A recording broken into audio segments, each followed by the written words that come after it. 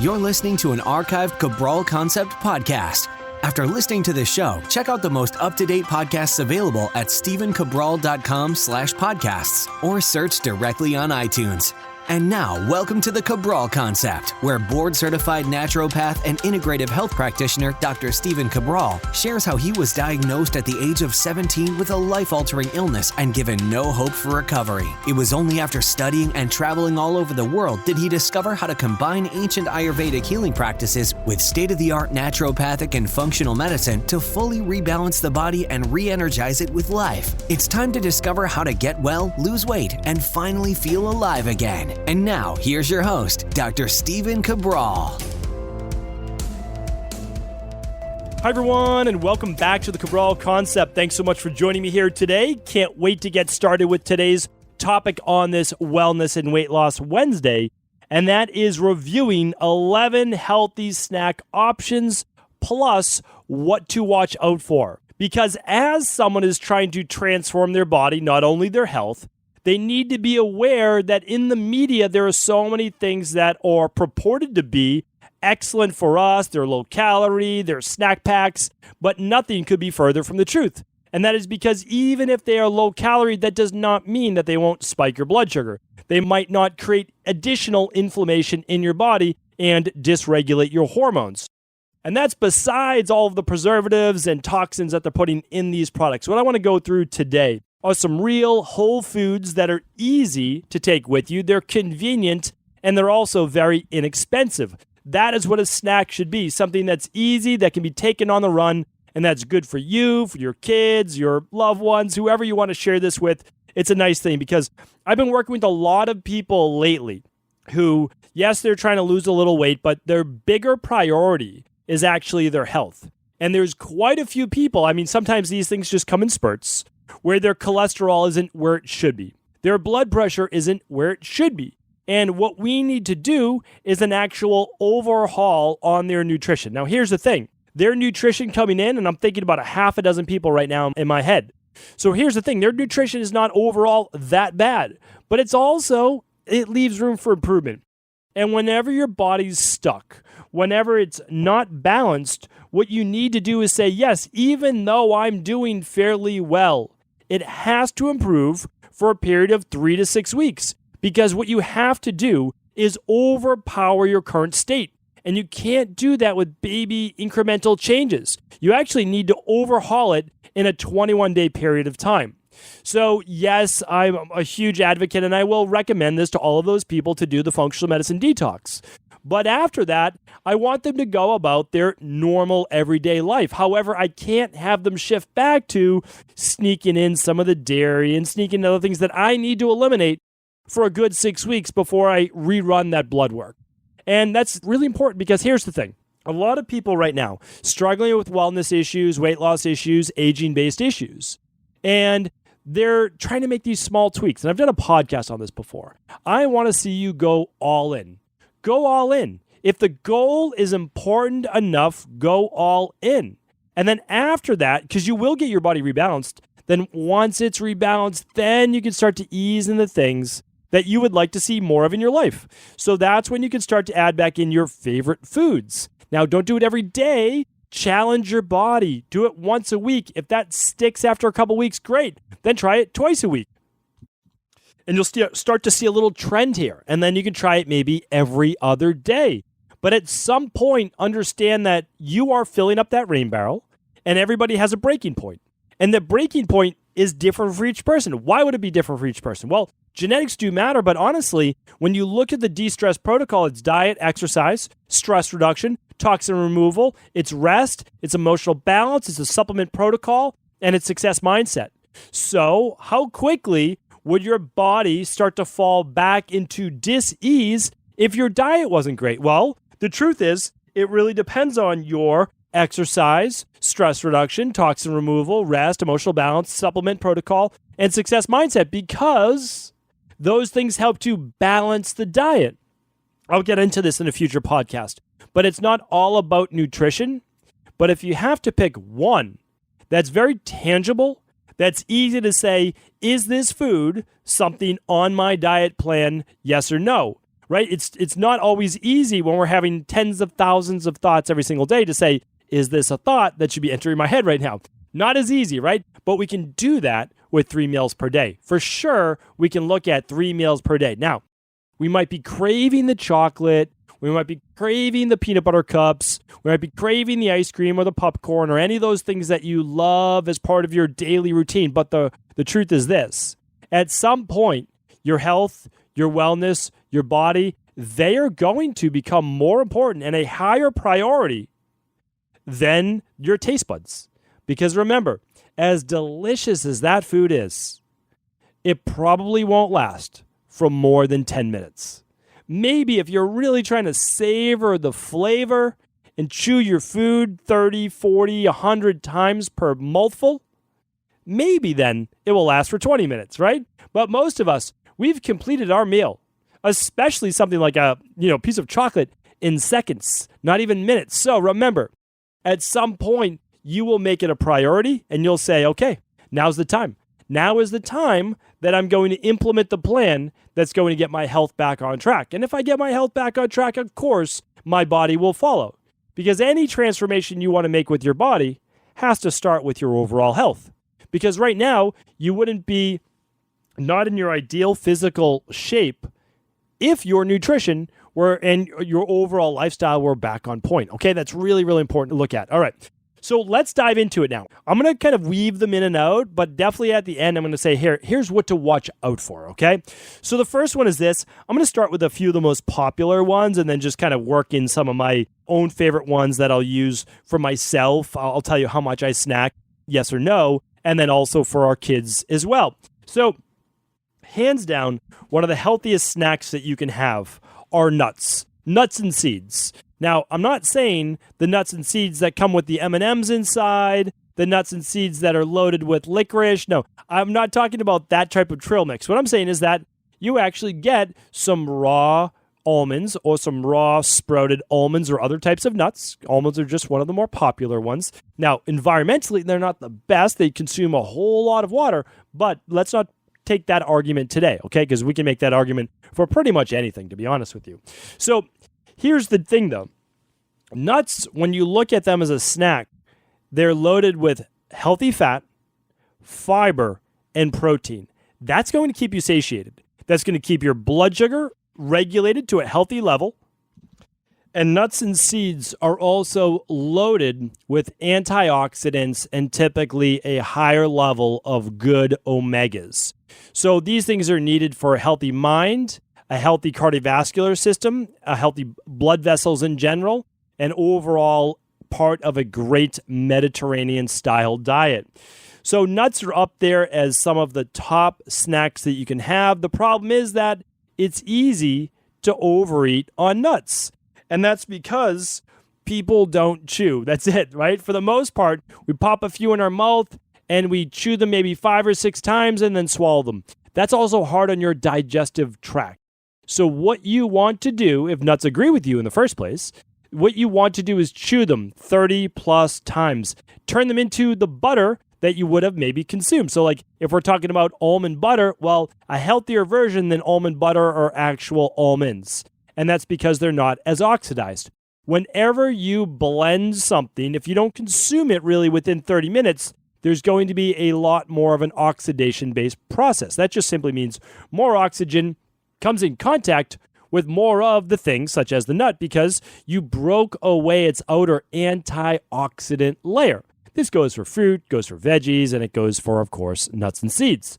So the goal, though, is to chew it up in your mouth, use those molars, it's one of the reasons why we have them, and turn that into a paste. Now, when it becomes a paste, now you swallow it, and it's so much easier for your body to digest, assimilate, and use all of those nutrients, such as the zinc and copper that we just talked about yesterday. So check that out. So that's super important. The best version to get are not the roasted, is to actually get the ones that are raw, and bonus points for sprouted. Those are great. Organic, raw, sprouted, if you can do it, great. And remember, you can buy them pretty much anywhere now. They're all over the place. How much should you eat? About 1 to 2 tablespoons. That's about it. Every snack for most people, again, it's going to change for everyone, but most people's snack should be like 150 to 300 calories. That's it. That's all you need. I'm going to wrap that up at the end as to why, because it's not a meal, but we'll go into why that is. So 150, 300 calories. From most people, that's all they'll need. Yes, some people will need more when they're trying to gain weight, but for the most part, it makes a good snack. So again, read your labels. A tablespoon of nuts, or that amount worth, about 100 calories, 120 calories. It just depends on what type of nuts you're getting and the serving size, how many almonds would make that up. But that's what it is. So you get about, for the most part, 2 tablespoons would be the right amount for most people. It doesn't seem like a lot, but when you chew them, maybe even individually, you'll savor that flavor, you'll enjoy them a bit more, and they'll make a great snack. Okay, celery, carrots, 2 of my favorite easy-to-pack veggies. You can put them in one of those silicone snack packs that I was talking about just a couple weeks on a Friday review. And you can also get individual organic hummus or put your own in a little glass jar. So you can make your own carrot and celery and hummus-based. Is it pronounced crudité? Something like that? Crudité? So that is what you'll make, and it's a great thing to be able to take to work for your mid-morning or mid-afternoon snack, depending on however that you do it. And again, I'll give my insight later. But one of the reasons for this is that they're very heavy water-based. They're also excellent antioxidants. They contain a lot of vitamin A in those carrots too, and a good amount of electrolytes in that celery. So an easy snack, organic hummus, super easy for most people. You can make your own if you wanted to. You can make your own hummus or dip with white beans or with black beans. You could do it with chickpeas for hummus. You can do them cooked. If your digestive system is not as strong, you could steam them. Or if you're on the CBO protocol and you find that these aren't working as well for you, again, you can choose a dip that makes it easier for you to digest, and you could absolutely use that to dip those carrots and hummus in. Again, these little snacks, because they're small, about a handful, they're going to be best if chewed over 30 times per mouthful. Okay, next up, I'm not an advocate of cow's milk. I haven't been an advocate of cow's milk for quite some time. I used to use it 15 years ago with body transformation clients because it would help satiate them and it would help give them some flavor if they did like a Greek yogurt. And it's not the worst thing in the world, cottage cheese or Greek yogurt, but I prefer not to have them from cow's milk. So if you are a dairy person or you believe that your child needs to be eating dairy, my highest recommendation is sheep or goat's milk rather than cow. Insulin growth factor is so much less. The protein molecules are so much easier to absorb. There's going to be less IgE food sensitivities. There is no downside at all. Yes, a little bit more cost, but it's worth it for your child and yourself not to be having delayed food sensitivities. If you have not checked your food sensitivities, run an at-home complete food sensitivity test. It's easy. You prick your finger, that's it, one little prick, and you put blood drops on a card, you mail it to the lab, and you will find out 94 healthy foods, what your sensitivity is to them. If you're doing that test, that is the time for the day and 2 before to actually challenge yourself with some of the foods that you love to eat. So I always tell people, have a breakfast sandwich, right? Have the bread, have the cheese, have the egg, if those are things that you like to eat. And then you'll get to see if they show up on a food sensitivity as something that you are sensitive to. Nevertheless, if you don't ever decide to have cow's milk again, then good for you. There's no downside. You will be healthier for most people. So you could still do a sheep or goat's milk yogurt, an individual container. Again, 150, 300 calories, really maximum.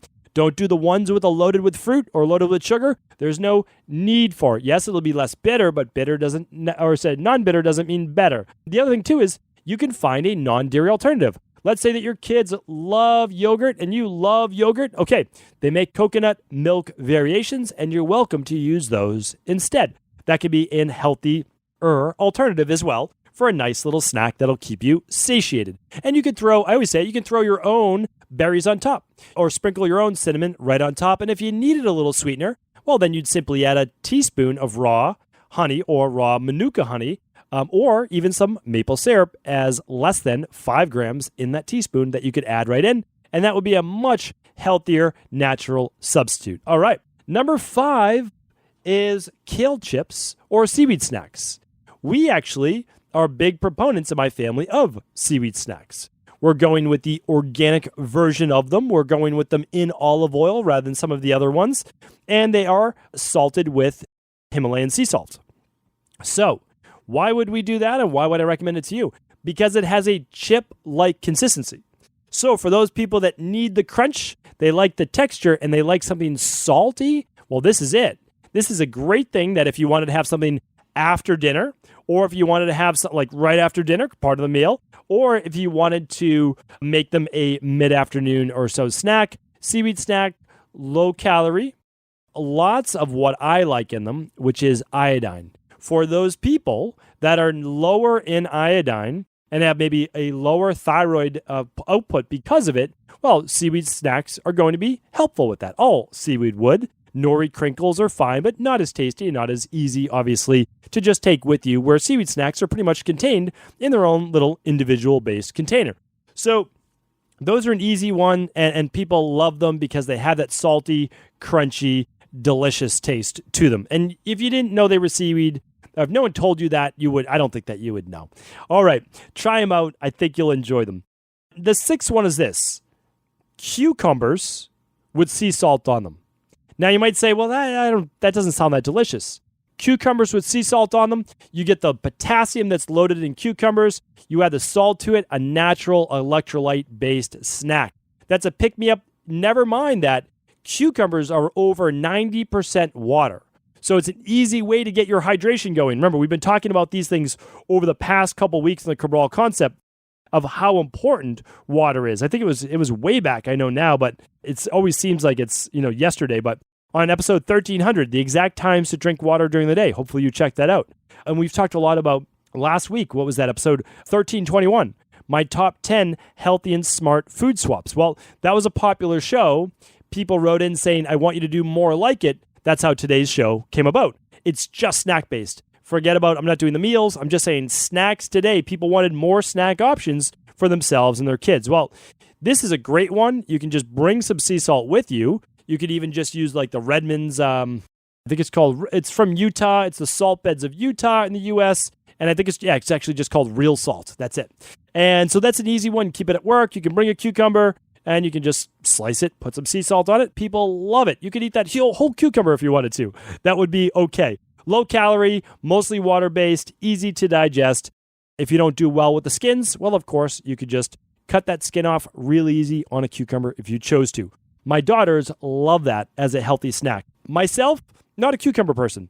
Don't like cucumbers, even a little bit. I don't know what it is, whether it's the texture, whether it's the seeds. I like pickles, don't like cucumbers. I know it's strange, but I'm a pretty strange guy when it comes to those types of things.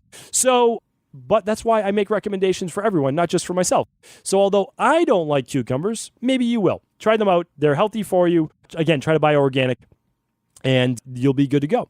Number 7, I gave this recommendation, and I believe it might have been last week or the week before, and it was how to make your own chia seed pudding, or chia pudding we just call it.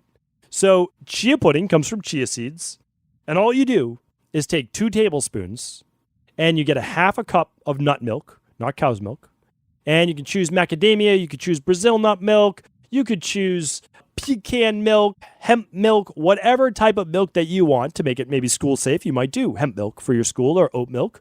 And what you'll do is you'll just put 2 tablespoons and a half a cup of milk, and you'll shake it up, and you'll leave it in your refrigerator. And then the next day, those chia seeds have expanded. They've taken on all that water. They've hydrated themselves like a sponge. And now you have this delicious pudding that you can add the same toppings that I talked about for that Greek yogurt, or that sheep milk, or that goat's milk-based yogurt.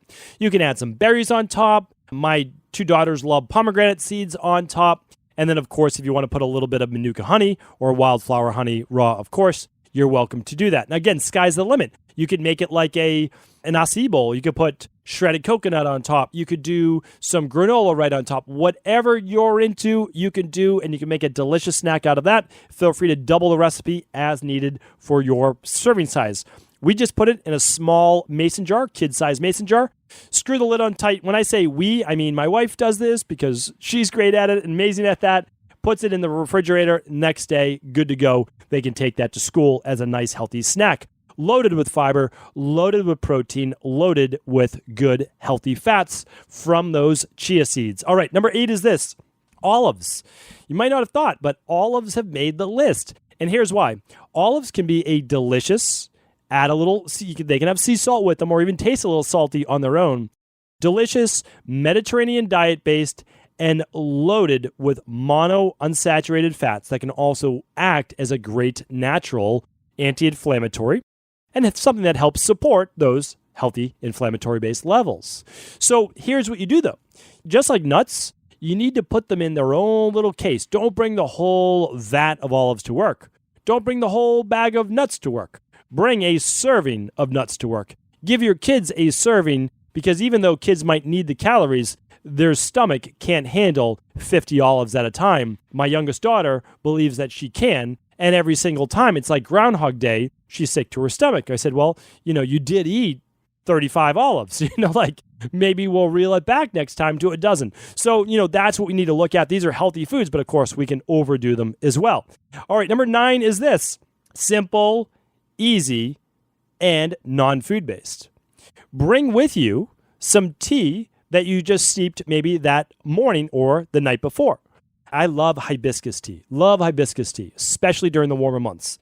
And if you put that on ice and you shake that up with a little bit of cinnamon or some spice in there, and it foams up a little bit at the top, you put a vegetable-based or paper straw in there, it's absolutely delicious. It's refreshing. You can squeeze some lime in there. I like to put some lime in as well. Hibiscus, lime, a little bit of cinnamon or some spice. It's unbelievable. If you haven't tried it yet, try that out. Fantastic for a lot of people where they don't need to eat, but it's like the routine of in the afternoon, they need to put something in their mouth. Try the hibiscus or any herbal tea. You could do whatever flavor herbal tea that you want, your favorite. I just like the hibiscus. It's good for digestion, antioxidants, good for the eyes. And the nice thing is too, if your hunger pangs are really just anxiety or they're just like routine, then you don't need more food. Just put some beverage, some water, and get hydrated. Hibiscus tea is also hydrating, so you don't have to worry that it's not going to be hydrating either. All right, amazing. Use any herbal tea. Let me know your favorites. On Instagram, just comment. What are your favorite herbal teas? Do you like peppermint? Do you use chamomile? Do you use ginger? Share it with others. Share it in the Facebook group. We'd love to hear from you. Number 10 is this: a fresh green vegetable juice. Notice, veggies, not fruit. Don't juice your fruit. Juice vegetables. Now, if you're easing into the juicing and you want to do like one green apple, maybe. But I do not want to juice our fruit. I'm going to eat our fruit that's locked in with all that great fiber. And what I want to do, we can juice some of our veggies. Easy, nice, refreshing beverage to have that's going to hydrate you and it's going to pack that body full of antioxidants and phytonutrients. And if it's fresh juiced, it'll have all the living enzymes in there as well. So pretty amazing. One of my favorite things to do, I'll do that a couple days a week. One of my favorite in the wintertime is a carrot, ginger, lemon, add a little bit of cayenne. That has an amazing kick to it. Nice and spicy. So I like that during the winter. And then during the summer, I'm a big green juice fan. So I'll do anything green you want to put in there, juice it all, and I drink that pretty much all summer. That makes a nice, refreshing juice. And don't forget, you can also add spices to your juice as well. You want to shake up a little cinnamon in there? That's something that you enjoy. Easy to add, good for the blood sugar. Fantastic, right? The only people who wouldn't do that would people more with histamine-based issues. So I'm a big fan of that. The only other thing that I'll switch it with is a smoothie sometimes. And the reason I'll do it with a smoothie is that some days I might not be having dinner until later.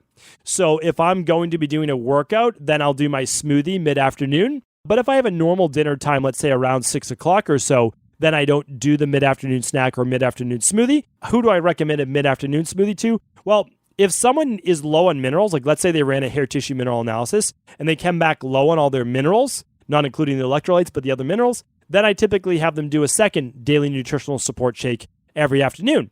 If they're not looking to gain weight or if they're looking to lose weight, I'll just do the DNS powder with water. If they're looking to gain weight, well, I'll make a whole smoothie out of it, just like we would do in the morning. And you can download our smoothie report. It's free of charge on any podcast page. Okay, what else will I do? If you don't need more vitamins and minerals, you could always just do a good quality smoothie with organic hemp protein as well. That would be fine. Nice plant-based. You can make a smoothie out of it. Or if you're on the run, like when I'm traveling, I just bring a DNS. I bring my shaker bottle. I bring some of the daily nutritional support powder. And then I also just have some berries on the side. And I call that a deconstructed smoothie Because when I'm traveling, I'm breaking a lot of my own rules, and these things do happen sometimes. But probably 2 of those days, I might be doing a later dinner, maybe around 8 o'clock. Let's say I'm out in LA and I did interviews all day and I meet up with some friends and colleagues. We have a nice dinner. And again, now keep in mind, it's 8 o'clock is 11 p.m. my time. So it's really off. And at that time, I might have something mid-afternoon, a light dinner, because I don't want to tax my digestive system and just enjoy a nice meal with friends and colleagues. All right, number 11, the last one is this. Healthy bar options. People love bars. They've been asking us for years, what bars do you recommend? And we always gave our favorites. Typically, they'll have a little bit of real fruit in there, some berries or whatever you want to have in that bar to give it some nice flavor, because it needs some flavor. And we typically recommended some type of nuts or seeds in the bar so that it was a satiating bar as well. Good fats, good carbs, and healthy fats, of course. No, we're not going to load that with saturated fats in there. And I'm not saying that you can't have saturated fats, but I certainly wouldn't make it the staple of my diet, especially if you don't know your genotype and you don't know a lot also about how your cardiovascular system and liver processes fats in general. So one that we just came out with is called our Whole Food Bar, Equilibrium Whole Food Bar. You're welcome to always choose the bar of your choice, and that's your favorite.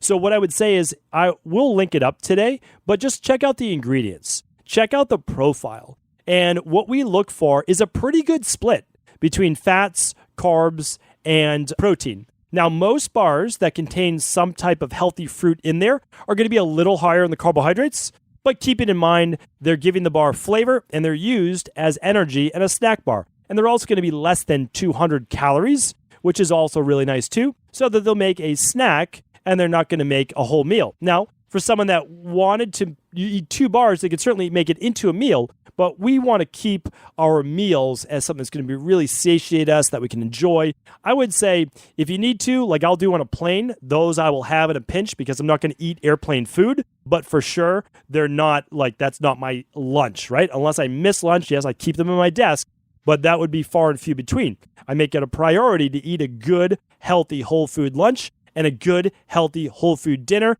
doing my smoothie for breakfast. So here's the thing though. Bars are a great option, especially when you're on the run, and here's why. You never want to be without a good, healthy alternative, a good, healthy choice. You don't want to have to pick up a muffin when you're out or whatever it might be. It's going to throw off your blood sugar, throw off your hormones, and it's not going to be good for your wellness, weight loss, anti-aging based protocol. So my recommendation is to keep a healthy snack on hand for when you need it. That could be a little serving of nuts because the nuts are not going to go bad. Keep some daily nutritional support or your favorite powder on hand in a shaker bottle at work, or you might keep a bar as well in your desk or for the kids for after school when they're in the car and they're saying they're hungry. Not that I'm taking this from real life or anything, but you know what I'm saying if you have kids that decide all of a sudden out of the blue that they're hungry. Okay, so those are my recommendations all across the board. Pick your favorite one and ideally have multiple of them, because if you have multiple of them, you won't tire of eating healthy. Meaning that if you rotate them throughout the week or you decide kind of what works best for you, your favorite 2 or 3, it enables you to be able to make better choices and really stick with the program. Not get tired of eating healthy, because it shouldn't be tiring. You should be able to have many great choices to choose from, which will keep you on track. Now, a couple things to notice is that none of these are high protein snacks. And here's why. You want your snack to be between meals, breakfast, lunch, and dinner. Snacks are meant to be easy to digest because they should be eaten about 3 hours after your last meal at the earliest, and ideally more like maybe 4 plus and a couple hours before your next meal. What you want to do is wait for the food before it to pass through your digestive tract, at least your stomach, and past your first part of your small intestine, called that duodenum. You need a couple hours for that. And then also, you don't want it to be in your stomach when your next meal comes in, which is why the ones I chose today were on purpose based on digestibility. They'll be in and out of your stomach within an hour to 2 hours maximum, which makes them great to hold you over to the next meal. Like I said, typically you won't even need a snack if you're an adult and you're at an average weight or you need to lose weight, unless your next meal is for 6+ hours away. Then you might decide to have that mid-afternoon snack. For most of the adults that I work with, we do breakfast and lunch and dinner. Now, if we need to do a mid-afternoon snack, we will, if the person needs weight gain, or if they start to get a dip in energy mid-afternoon, or if their dinner isn't until, let's say, 8 o'clock at night and they had lunch at 12 in the afternoon. So again, there's a contradiction and contraindication for everything. I can't go through every single one, but I always want to share what I can teach you from my mistakes in the past. So when I did bodybuilding way back in my early 20s, I used to eat high protein at every meal. It would wreck my digestion, created a lot more bacterial overgrowth in my intestines because it slowed down motility, and it did not hydrate my body. The snacks I gave you today are hydrating. Okay, that's a big difference because the more protein you take in, typically the more dehydrated your body gets unless you're upping your water intake. So the other thing I like to do is just make sure that you're going to eat something that kind of has some nice flavor to it that's going to satiate your need for taste at that time and just enough to hold you over. That's all it's supposed to be. For kids, I typically do 3 meals, breakfast, lunch, and dinner, 1 mid-morning, 1 mid-afternoon snack. That keeps their blood sugar regulated. They're happy, which means they have happy parents and grandparents, and so everybody's happy. Hopefully today's podcast was helpful. Remember, if this information could ever help anyone, please do pass it along to anyone else you believe it can serve. Take care, everyone. Are you ready to heal yourself and then go on to heal others? If so, the Integrative Health Practitioner Institute can help you discover proven functional medicine protocols that blend the best of 7 different healing disciplines from around the world. I personally share with you the exact handouts and protocols I use in my private practice that enable people to get well, lose the weight, and live longer, stronger. I want to pass this information on to the next generation of health coaches, and that is exactly why I created IHP. We are the future of the health coaching industry, and the skills and knowledge you will learn will make you an in-demand certified health coach anywhere in the world. Although we have many medical professionals taking the IHP certifications, no experience is necessary, and half our members have no previous health certifications. At the Integrative Health Practitioner Institute, our motto is a health coach in every home. Our goal is that you take this knowledge and then share it with family, friends, loved ones, your community, or in a practice where you create a career you love and can be proud of. The global IHP community is filled with some of the most kind and caring people in the world, and we can't wait to welcome you into our world soon. For more information or to set up a discovery call with one of our IHP Health Coach graduates, simply head over to integrativehealthpractitioner.org.